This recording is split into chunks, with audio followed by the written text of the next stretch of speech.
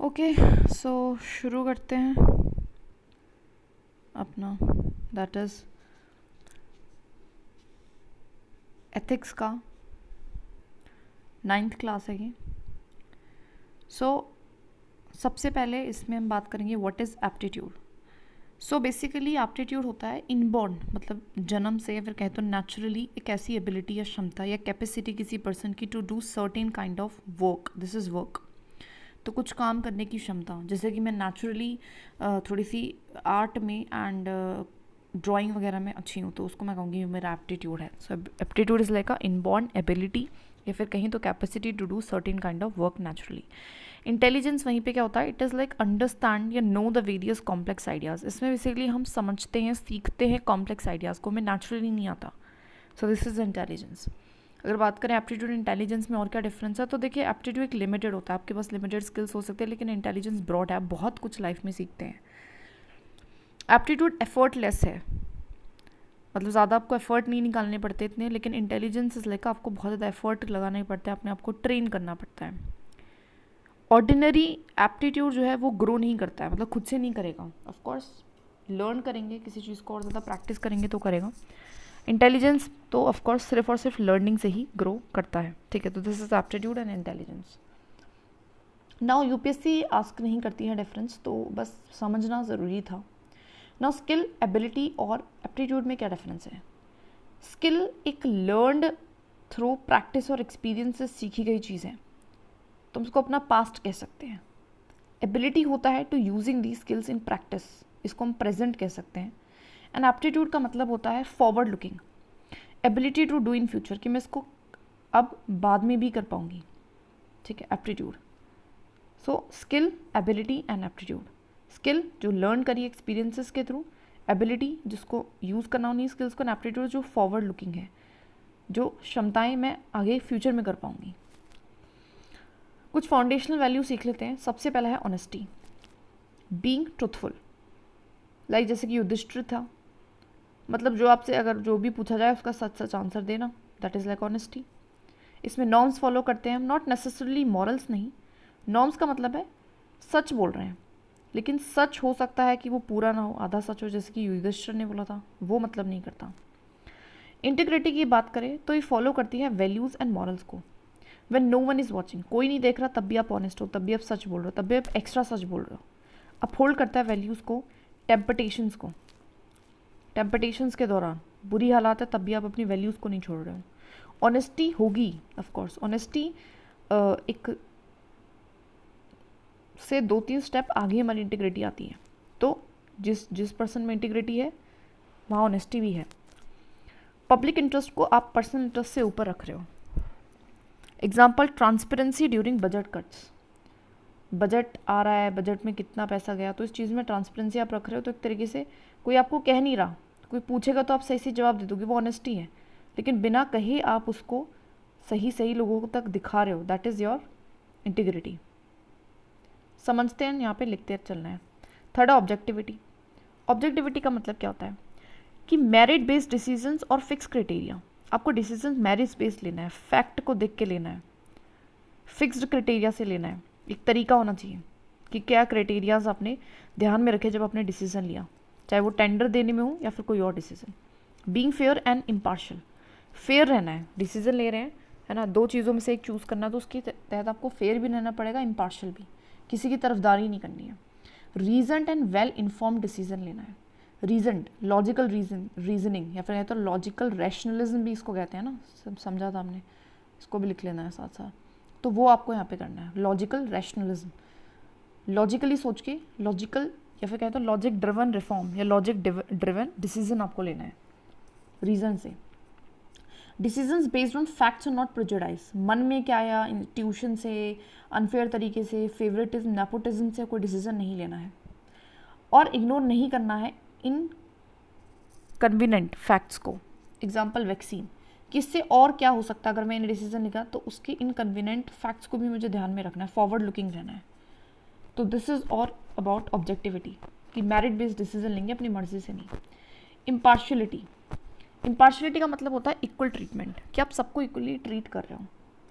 ये unjustified discrimination नहीं कर रहे हैं आप किसी के साथ भी, जस्टिफाइड कर सकते हो, मतलब कि कोई बहुत ही गरीब था, need in the food, documents नहीं है, उसको खाना दे दिया, वो जस्टिफाइड डिस्क्रिमिनेशन आप कर सकते हो, लेकिन अनजस्टिफाइड नहीं कर सकते। सबको इक्वली ट्रीट करना है, इम्पार्शियल का मतलब ही होता है impartially. Merit based and objective, वही वाली बात है कि आपको ऑब्जेक्टिव भी रहना है। ऑब्जेक्टिव का मतलब ही वही होता है ना कि आपको कैसा डिसीजन लेना, ऑब्जेक्टिव फैक्ट बेस्ड, किसी की तरफदारी से नहीं, नेपोटिज्म या करप्शन या फिर फेवरेटिज्म से नहीं। कांट कहते हैं एब्सोल्यूट इम्पार्शलिटी होनी चाहिए, कुछ भी हो जाए, है ना, कुछ भी हो जाए इम्पार्शल रहो, चाहे वो इंसान मर जाए तो भी इम्पार्शल रहो, ऐसा कहते हैं। लेकिन रॉल्स कहता है कि रिलेटिव इम्पार्शलिटी होनी चाहिए। रिलेटिव मतलब कि depend on the person in the situation, ऐसी इम्पार्शलिटी होनी चाहिए। बेसिक चीज़ें थी, इनको लिखते चलना है। नॉन पार्टीसनशिप, इसका मतलब क्या है, सर्व ऑल पार्टीज इक्वली, सबको ही आपको बराबर जो है, पार्टीसन है ना, किसी भी पार्टी की तरफदारी नहीं करनी, सब आपके लिए बराबर है, आपको न्यूट्रल रहना है उनकी तरफ। ऑल पार्टीज इक्वली, कोई सपोर्ट नहीं करना किसी पार्टी को, ओपनली करना ही नहीं है। पॉलिटिकल न्यूट्रलिटी आपके अंदर होनी चाहिए। Do not be yes man, हाँ हाँ हाँ हाँ नहीं करना है, हाँ हाँ नहीं करना है। पॉलिटिकल न्यूट्रलिटी आपकी होनी चाहिए, जो गलत है वो गलत है, जो सही है वो सही है। पार्टीसन पॉलिटिक्स आपको नहीं करनी है कि आप किसी का पार्टी मैन बन जाओ, उसी को प्रमोट करो, उसी की पॉलिसीज़ को जो है फेवर करो। केनेथ कहते हैं, वेरी इंपॉर्टेंट, इस थिंकर को लिख लेना, पॉलिसी फॉर्मुलेशन वर्सेस इम्प्लीमेंटेशन, दोनों का काम ओवरलैप नहीं होना चाहिए। आपका काम है इम्प्लीमेंटेशन करना, आप इम्प्लीमेंट करो। डजन मैटर कि आपने वो जो भी पॉलिसी फॉर्मुलेट हुई है वो आपको पसंद है नहीं पसंद है या कैसे फॉर्मुलेट हुई, it is not your headache. आपका काम इम्प्लीमेंटेशन है, इम्प्लीमेंटेशन पे काम दो, ध्यान दो, ठीक है। So all these are the non partisanship का देख लिया हमने। आगे देखते हैं प्रोफेशनल एथिक्स। बेसिक चीज़ है कि प्रोफेशनल एथिक्स कैसे होते हैं, जैसे कि हॉलिस्टिक कॉम्पिटेंस, मतलब क्या है, IQ मतलब इंटेलिजेंस और वैल्यूज़ दोनों को जो साथ में लेके चले। हॉलिस्टिक मतलब बहुत सारा 360 डिग्री कवरेज हुआ है। प्रोफेशनल कॉम्पिटेंस क्या होता है, दैट इज़ स्किल्स को देखना। Code of conduct and ethics पता ही है, दैट इज़ कोड एक तरीका होता है, एक way to behave, act, think, not think but act and behave like in a certain organisation or when you are a part of certain system or organization. Code of conduct and ethics अगर present नहीं है, अगर वो कहीं पे present नहीं है तो अच्छा नहीं है, और अगर प्रेजेंट है और फॉलो नहीं हो रहा तो भी अच्छा नहीं है, तो वो फॉलो भी होना चाहिए। कॉलेजिबिलिटी वेरी इंपॉर्टेंट कीवर्ड है, इसको लिख लेना, पबैड में भी आया था। कॉलेजिबिलिटी का मतलब होता है टीम वर्क, कॉपरेशन, कोऑर्डिनेशन, इस चीज़ पे ध्यान दो। कॉन्फिडेंशियलिटी, आपको चीज़ों को कॉन्फिडेंशियल होके करना है। विसल ब्लो, कुछ गलत हो रहा है, एथिक्स के खिलाफ हो रहा है, तो उस चीज़ के खिलाफ आपको आवाज़ उठानी है। वर्क कल्चर कैसा होना चाहिए, अच्छा होना चाहिए। सब कुछ प्रोफेशनल एथिक्स के अंदर आते हैं कि आपको हॉलिस्टिकली भी कॉम्पिटेंस में रहना है, प्रोफेशनली भी कोड ऑफ कंडक्ट भी फॉलो करना है, कॉलेजियलिटी भी दिखानी है, कॉन्फिडेंशियलिटी भी दिखानी है, विसल ब्लो भी करना है अगर कुछ गलत हो रहा है, और वर्क कल्चर अच्छा रखना है। डेडिकेशन टू पब्लिक सर्विस, आपको डिवोट होना है ड्यूटी में, सर्व करना even at the cost of personal life, ठीक है। चाहे पर्सनल में कुछ भी हो रहा हो, कोई बीमार है, कोई कुछ है, कोई कुछ है, आपको ध्यान देना है अपनी ड्यूटी पे। सुपर एरोगेशन, आपको प्रोएक्टिवली काम करना है। आपसे किसी ने काम करने को नहीं कहा तब भी करो, क्योंकि वो पता है करना है, वो रिस्पॉन्सिबिलिटी है। कमिटमेंट टू पब्लिक इंटरेस्ट, और सबसे ज़्यादा इंपॉर्टेंट आपके लिए क्या है, that is public interest, public welfare, public interest, public centric administration. Now we learn the concept of empathy, sympathy and compassion. Empathy क्या होती है, अंडरस्टैंड करना किसी के इमोशंस को, लेकिन इंटरनली अंदर। सिंपैथी क्या होती है, जब मैं बताती हूँ कि हाँ भाई रिकॉग्नाइज कर रही हूँ आपके पेन को, कि मैं समझ पाई हूँ कि आपके साथ क्या क्या हुआ। एंड कंपैशन का मतलब क्या होता है, that is taking action for that person, कि सिर्फ समझना ही नहीं है, सिर्फ फील नहीं करना, सिर्फ उसको बताना नहीं है कि आपको समझ में आ गया, आपको उसके लिए एक्शन भी लेना, तो उसको कंपैशन बोलते हैं। बात करूँ टॉलरेंस की, तो टॉलरेंस का मतलब क्या है, ऑफ कोर्स सहनता,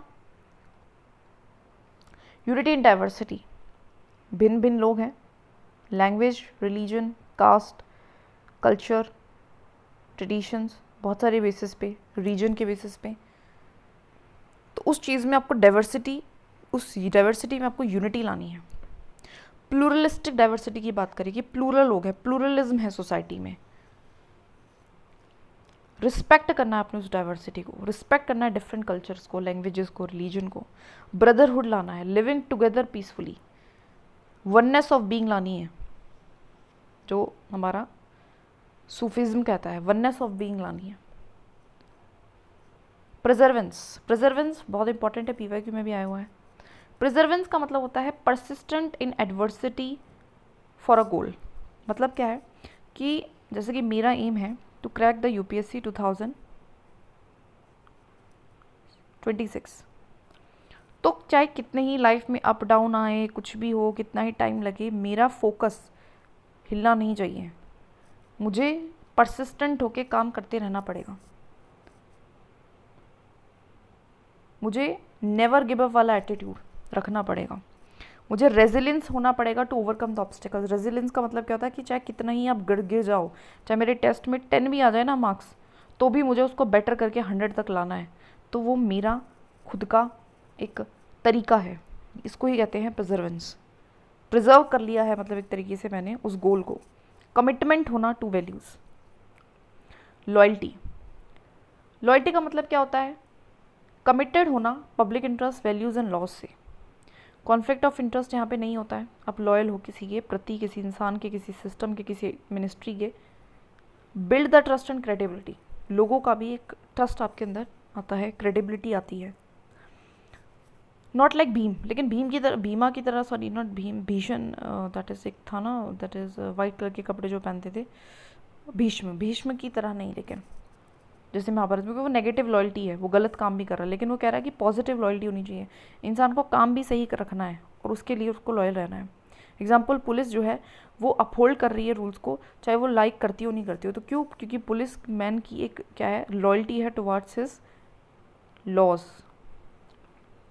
हर डिपार्टमेंट। कॉलेजियलिटी, इसका मतलब मैंने पहले बता दिया, कोलैबोरेटिव एंड कोऑपरेटिव वर्किंग होनी चाहिए। इसको हम प्राइवेट या पब्लिक वर्क में कहीं भी यूज़ कर सकते हैं, इवन फैमिलीज़ में भी यूज़ कर सकते हैं, सोसाइटीज़ में, नेशंस में, इंटरनेशनल, हर जगह कर सकते हैं ये वर्ड को। कॉन्फ्लिक्ट रेजोल्यूशन होना चाहिए, और वो भी किस तरीके से? माइंडफुलनेस के थ्रू, है ना, जो बुद्धा बोलते थे।